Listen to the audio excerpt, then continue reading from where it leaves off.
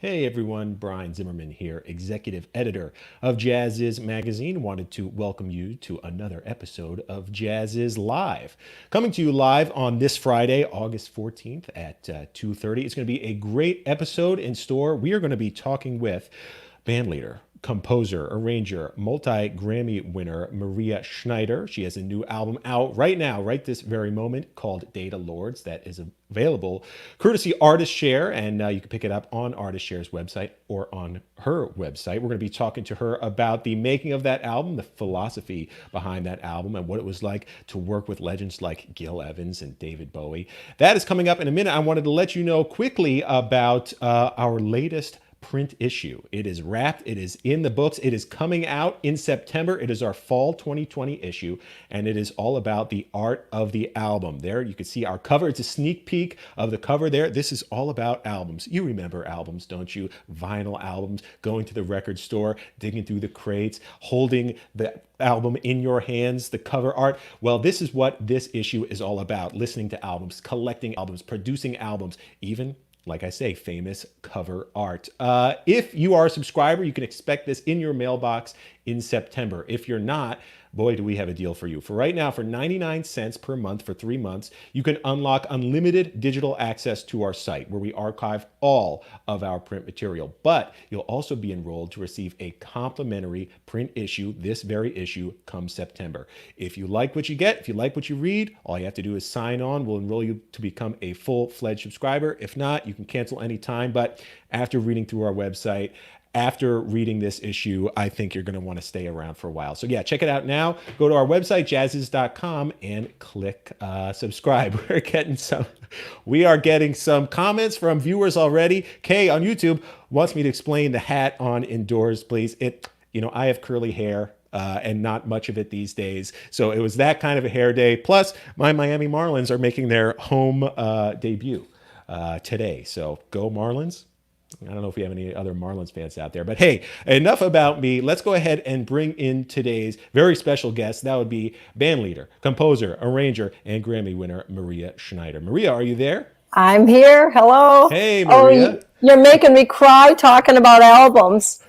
You know, I know. I've thought so much about this subject. One of the reasons when I made this new album that we put so much into the package to make the most beautiful package we could was to bring back that thing of smelling it, looking at it, holding it, feeling it, absorbing it visually and orally, and shutting everything off and just taking in the whole experience. I mean, I miss that, and I want to bring that back, and I'm hoping to make an LP of this new record because, I love LPs. Totally. And there was a tangible quality. There was a physical quality. You had to put a physical record on a turntable, and it's not like you could go anywhere. You can't strap a turntable to your arm and go for a jog. You can't bring it in the car. You had to be there. You were physically present. A lot of times as the music was playing, you were looking through liner notes, great liner notes written back then. So yes, this new issue is a tribute to the album and the art of the album, much like your new project, Data Lords, because it is going to be released as a beautiful 2-disc set. Correct? Yeah, it is. Yeah, and the album art is by an artist from my hometown, Aaron Horkey, and it's unbelievable. I mean, what he painted on the cover is insane, and drew inside. And I had a great graphic designer who did my last album, the Thompson Fields, and I had a great photographer at the session. So we have a big book with lots of beautiful photos of the band, and I wrote very extensive liner notes. So this was, a real project just, for the packaging too. And I love that, to me, that's important. Absolutely. And Maria, I had been reading about this project, or some semblance of this project, Data Lords, for a while. I know the seed of this, well, explain to me when the seed of this project was planted, because you debuted some of this material, if I'm not mistaken, at the Newport Jazz Festival in 2017, right? I did. Yeah. Yeah, so my whole thing when I write music, I never have set out. As a matter of fact, most of my records have just been a compilation of whatever I wrote over a few years, and I look back and I can kind of see what they represent, what forces came into my life that brought, upon that, it brought me to find that music. Right. Thompson Fields, it was largely, the theme of home and being, connected to nature. And it came because I was spending more time in the country. I think it was an automatic, outgrowth of that. And most people who know me, and even people who don't, but, know my name, they know that I've been very outspoken about, big data and musicians' rights and how this is spilling out into other realms now beyond just music. Yeah. And so it started permeating my music. I would write things and they'd be kind of dark and a little nasty, and I'd be like, it's Google, don't be evil, Right. It's the data lords. But then at the same time, all those things that I need to do when I take this thing and put it away and then, reconnect with my favorite poet, Ted Kooser, in a book that I have lying over there in the corner, going, out for a walk and reconnecting with nature, then pieces came out of that. So I ended up with this very, divergent, this kind of bifurcated worlds in my music. And it was a guy at one of my gigs. His name's Justin Freed, and he's been a big supporter of my work through Artist Share for years. And he said, you got to record this music. And I said, oh, Justin, it's so left and right. I don't even know what it is. I don't think it's going to make a good record. And he said, you should make two. Right. So then I thought about it and I thought, well, maybe these two things tell one story. And I think they do. So it was quite, it happened to me more than me willing this thing. Right. And often the best art arises from just those circumstances. And it happened to be, more opportune than ever because we're in a time in our lives now when we're all kind of shuttered away. And technology has really crept in unprecedented ways. So yeah, the album's great in that you've kind of got this duality of the digital world and nature. And I want to get to how you kind of express that musically. But I'm curious, first of all, as to how it kind of plays itself out in real life, because I know for me, and I know for so many of us, it's like we've just become addicted to these things, mm-hmm. and it's like a dopamine hit every time we want some piece of information. And so I'm curious as to, if you were able to, what methods you use to kind of keep the balance of not constantly being plugged in. I know you're an avid bird watcher, for example. Yeah, the birding helps. Yeah. Just anytime you get outside, all of a sudden you realize, I don't have my phone. Oh, that's great, Yeah. But, and it's funny what you said about the dopamine hit every time you want information.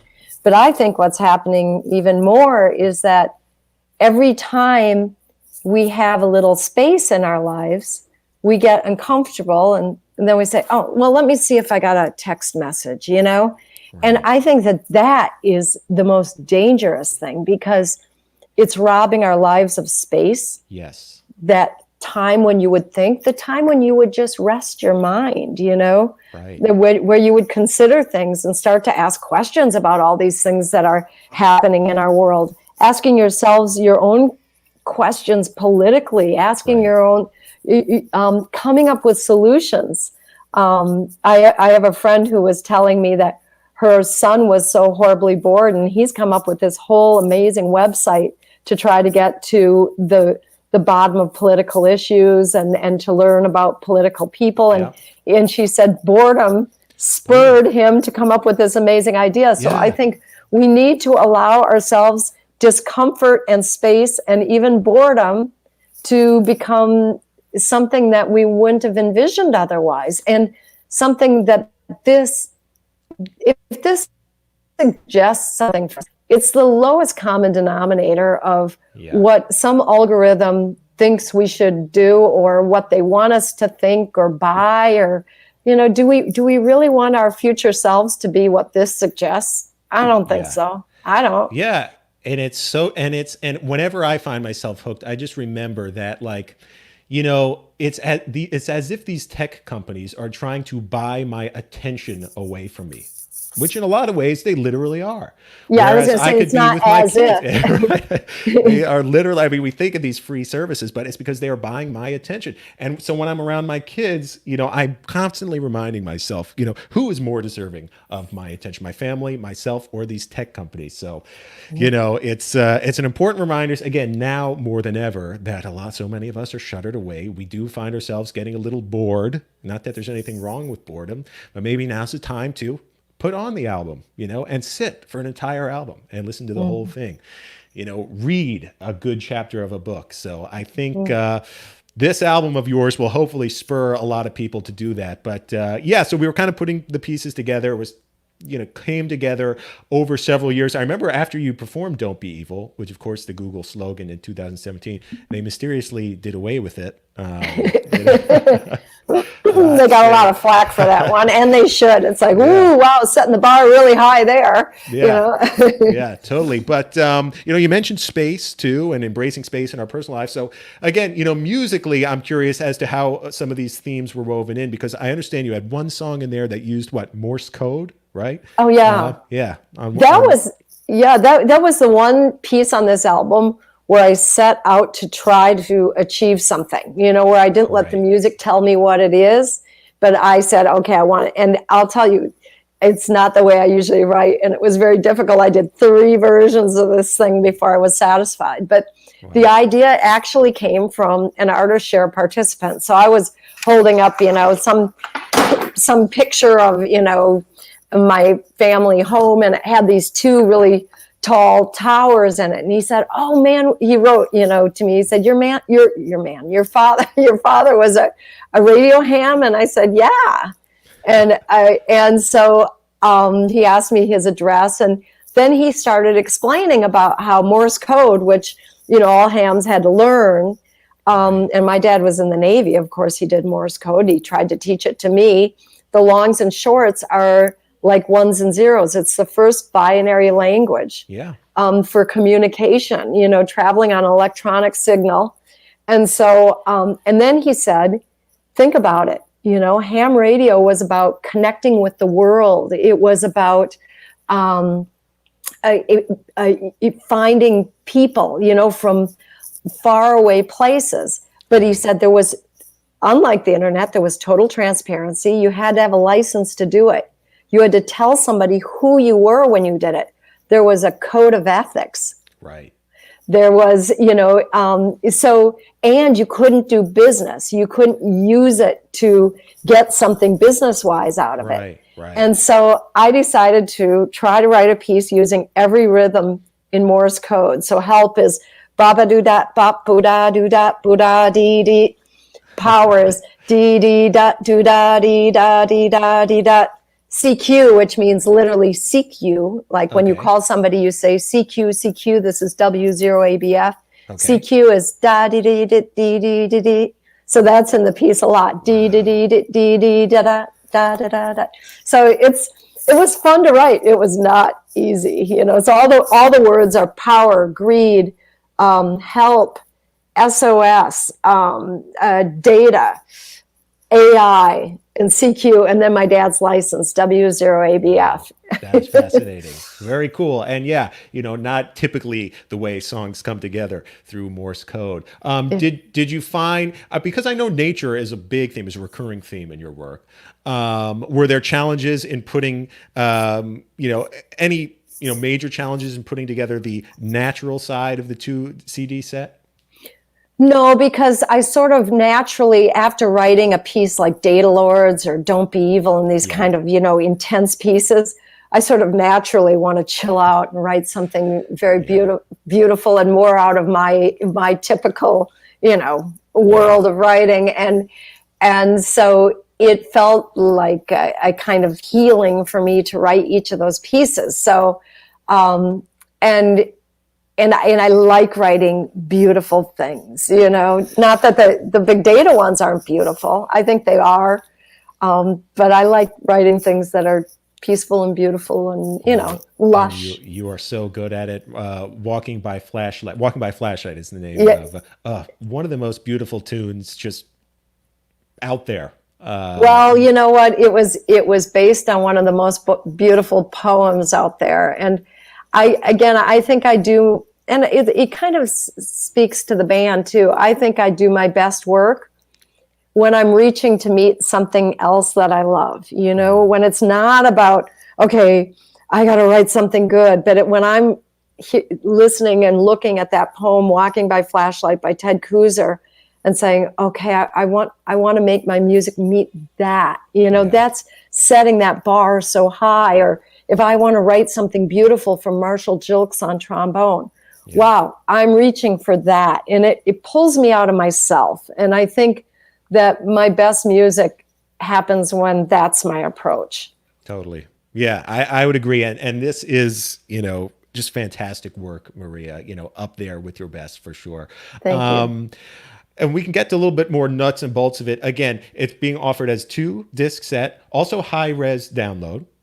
Mm-hmm. Correct. And it's the high-res is great. High-res, oh, I bet. No, we are all about high-res at jazzes.com. And it's an 18-piece ensemble, yes? Yeah, 18-piece band, typical big band in a way, with guitar, Ben Monder. Nothing's typical when you have Ben Monder.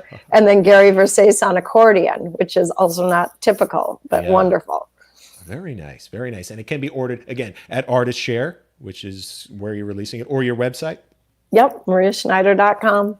Perfect. It's out right now, people. And it's great. We mentioned the artwork by, what's his name? Aaron Horkey. Aaron Horkey. Yeah, people go to Aaron Horkey on Instagram, Horkey, and check out this guy's drawings. Stunning stuff. And he worked on the Thompson Field too, right? No, that was my designer, Sherry Dorr. And she worked on this as well. But this is the first time I've had illustrations on a record. I always had photos. I'm like done with the photos. It's like, okay, that's over. Past that about a half decade ago. Right. Well, it is a beautiful album, musically, graphically, and again, I encourage everybody out there. It sounds great too, because as Dan Kaufman is saying, it's high res. Yes, Dan. Yes, Dave. High res is awesome. It just sounds so much better. Okay, you brought this up a little while ago, and I'm hoping we can dive into a little bit more. You've long been a crusader for musicians' rights in the digital era. You testified before Congress on this very subject, and I'm curious as to when, this topic, but when you began to seriously dive in and went from being, a observer and bystander of what was going on in digital media to an activist in a lot of respects? Well, I think it's been a little bit of a process. A lot happened through everything I learned through first starting to do Artist Share in 2003. When Napster happened, and everybody was sharing music, on a whim. And Brian came up with this idea to, that people could pre-order something, and then that I would share the whole creative process. That made me realize the power of the internet and the power of connecting with people. And I made the first album I did that way was Concert in the Garden, and it was hugely successful. Mm-hmm. It was the first album to win a Grammy, only sold on the internet. Well, a couple of years later, YouTube begins. And I remember the first thing I saw on YouTube, somebody sent me a Thad Jones video. Isn't this cool, And I was like, yeah, and who cleared those rights? Right. And then more and more things were coming to me, and I thought, this is crazy. I could tell immediately it was a hotbed of piracy, and it scared me. And when what I started to see happen is my career was growing, my audience was growing, but my sales were going down. And I saw that what happened is when a platform like that basically offers all the music, all the content in the world, it becomes this feeding frenzy, and everybody's just gorging on things for free, and people don't feel like we did. You're talking about the albums, the days when we were hungry for something new to listen to, and we would go to the store and we were happy to buy it. We valued it. Right. And suddenly this was devaluing music. It was making everything for free.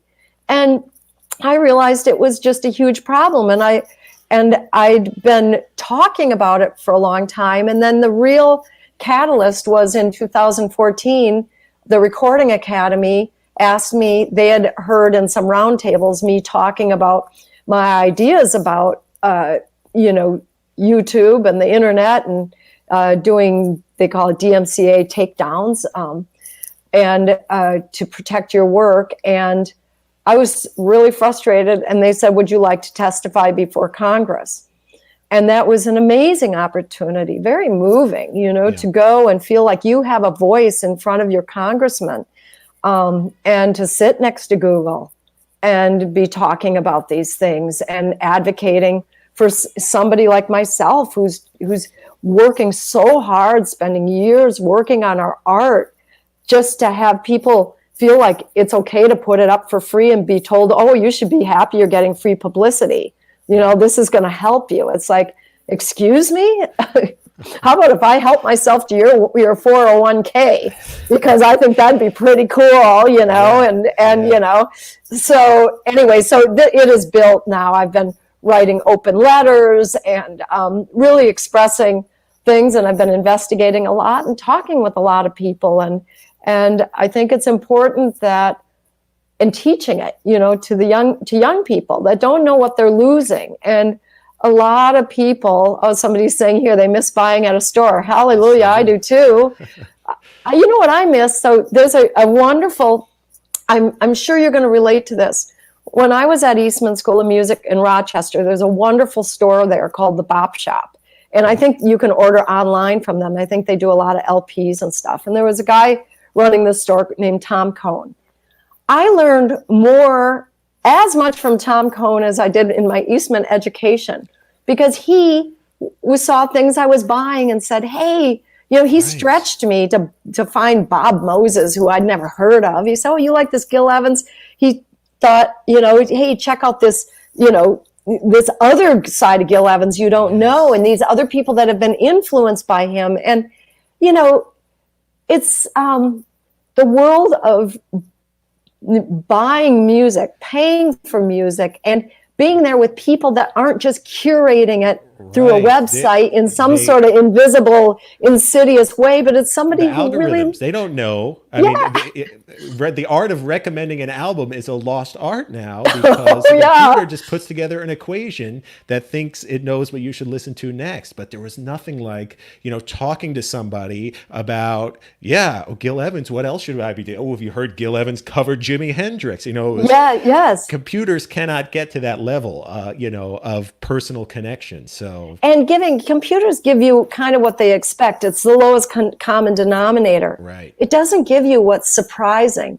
It doesn't give you the unexpected. It doesn't give you the unknown. Same thing with computer algorithmic driven AI music. It's like, oh, give me a break, Right. That it's...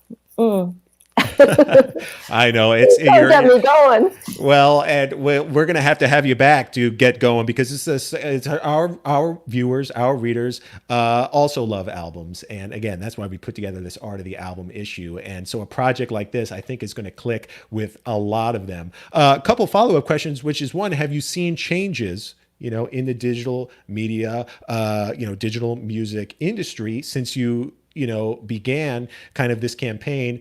And number two, what can we as ethical listeners do, especially now that, the music industry is kind of topsy-turvy, but to support artists who continue to make great music?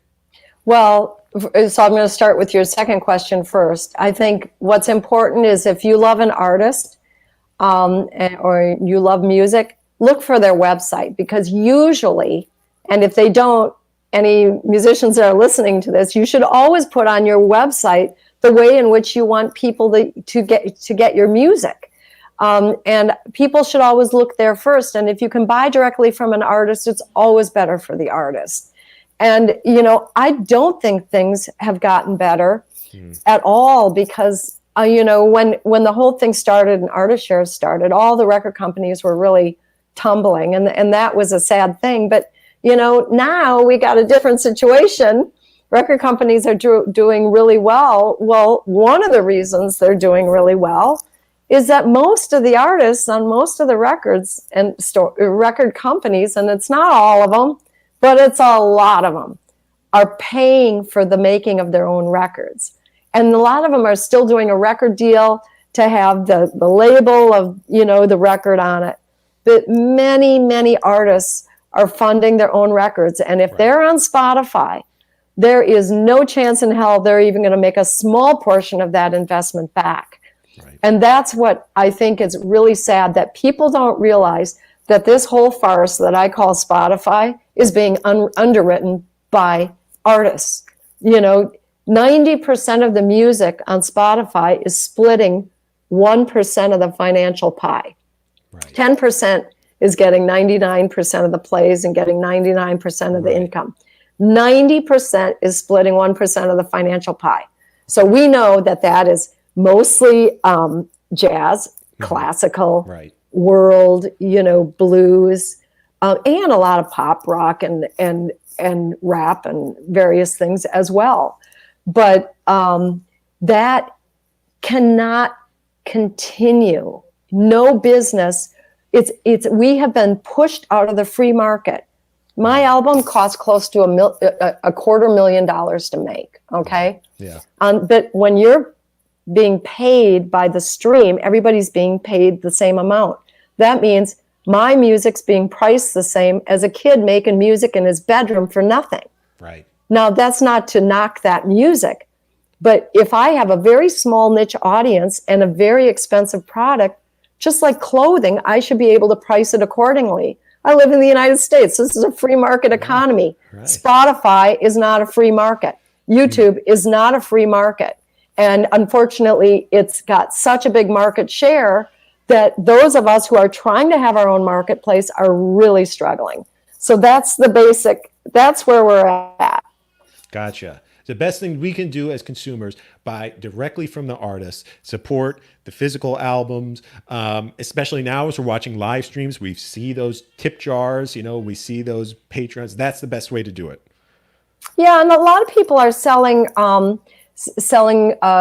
downloads through their own sites. Also, I would say Bandcamp, Artishare, of course, I love, and also Bandcamp is also doing a good job. That's a thing where the artists are allowed to see who bought their music. Mm-hmm. They can set their price, and that makes a big difference. So there are some platforms out there, but they're struggling, I think. Yeah. Okay, well, that's good to know. Like I say, especially now when it's kind of a dry spell for a lot of the music industry. So, thanks for the advice. Again, the new album, Data Lords, is out right now. You can purchase it at Artishare or Maria's website. And it's fantastic. I guarantee you, people watching, you are going to love it. So go out and buy yourself a copy. We can wrap things up, Maria, by kind of taking a stroll down memory lane here, because you brought up a big name, Gil Evans, kind of legend of orchestrating and arranging, famous for his work with Miles Davis and his own work. But you worked with him back in the 80s, 90s, yes? 85 to 88 when he died. That's right. Okay, yeah. Wow. And where were you in your life then? Had you graduated from Berkeley or Eastman? Yeah, Eastman, I finished the Eastman School of Music, yeah, and I moved to New York, and I was working as a music copyist. And there's a jazz composer, Tom Pearson. He lives in Japan now, but he was the one who introduced me to Gil Evans, and Gil needed somebody to work for him, and I started as copying, and then it turned into orchestration and just general helping him, and it was just an amazing thing to be around a man like that, with such an imprint of personality in his music, and just, and he was just such an amazing person, just like a wizard in a way. Right. And I'm curious if you can unpack a little, for people watching because Gil is not necessarily an out in the spotlight guy. He's, as the arranger, he's kind of works things through invisible strings. So, what he did so well and what he did so differently that people on first listen to something like a Sketches of Spain or Birth of Cool might not realize You know, Well, you're asking me? I'm asking. Okay, so his orchestrations were almost like compositions. And if, for instance, if you listen to Concerto de Aranjuez and then you listen to the original, you hear a huge aspect of Gil's writing. And it's a really interesting thing to do that. Listen to one and then listen to the other. You'll hear so many lines in the tuba, lines on the bottom, just this sense of linearity. That is one of the most powerful aspects of Gil's music. The simplicity of the line, nothing is there that doesn't need to be there. And then just the transparency and how the solos are always just so, how the music is just sewn to fit, leading miles in, taking miles out. And there's a magic there, it's incredible. Beautiful. Yeah. And I guess we could end here, wrap up talking about another musical icon that you worked with. Obviously a brilliant guy, but not from the world of traditional jazz. That would be David Bowie. Because I know you worked with him on the piece Sue, or In a Season of Crime. And I'm just curious as to, again, you're kind of speaking the same universal language, but again, he's coming from rock. Well, it's hard to really put, a label on what he does, but you're coming from a strong jazz background. What was it like to work together on this really novel, unique piece that was Sue, or In a Season of Crime? Well, first of all, his first love had been jazz. Yeah, he was a saxophone player, right? Yeah, and he loved jazz, and I think it's really amazing that at the end of his life, his last record was Black Star, and things kind of came full circle. But what was fun about him was, first of all, his enthusiasm was just so huge. His love of music was so big. He came to hear the band, and he was just in love with it, so that was just so much fun. Yeah. And he just wanted to experiment so much. And maybe here, I'm just thinking of this now, he delighted in the dark. It wasn't dour dark, but he delighted in it. And I think that's something that took me into this new album. And I just thought about that, because when he came over, the first time, he came over to my place, and he played me a little something he had started to write, and that he wanted to see if we could work on it together and see what it would turn into. And so I listened to it, and it didn't really sound dark to me. He said, but I want it to be really dark. And I said, well, what's it going to be about? And he said, I don't know, maybe vampires. And he got this big smile on his face. And so, the words ended up being about a man who kills his wife for cheating on him. It's really dark. Yeah. He brought those final words into the studio, and I was like, oh God, David, and there's this part, she's beneath the weeds. And I said, and I looked and I'm reading it, and he says, he kills her. Oh my God, geez. Anyway, but he had this sort of, this experimentation wish, So I was really nervous that what we were doing might not work. It was kind of strange and everything. And he said, look, Maria, the great thing is if the plane goes down, we all walk away. So just go for it, Yeah. So I really took that spirit into my music moving forward. A matter of fact, when I was mixing the Thompson Fields when Sue came out, the band version of Sue.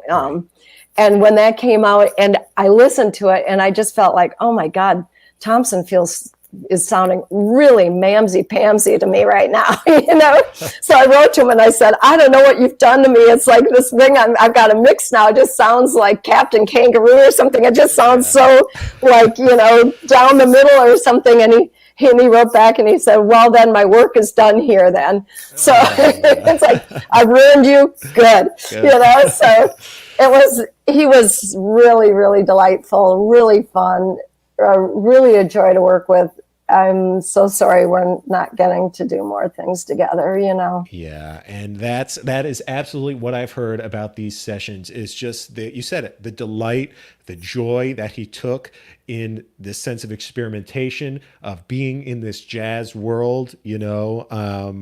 And yeah, you know, bittersweet that was his final album was with this amazing jazz ensemble, and that he got to work with you on this jazz version of a tune from the album, and a well-deserved Grammy for that track as well, Maria. Well, hey, this has been an absolute pleasure.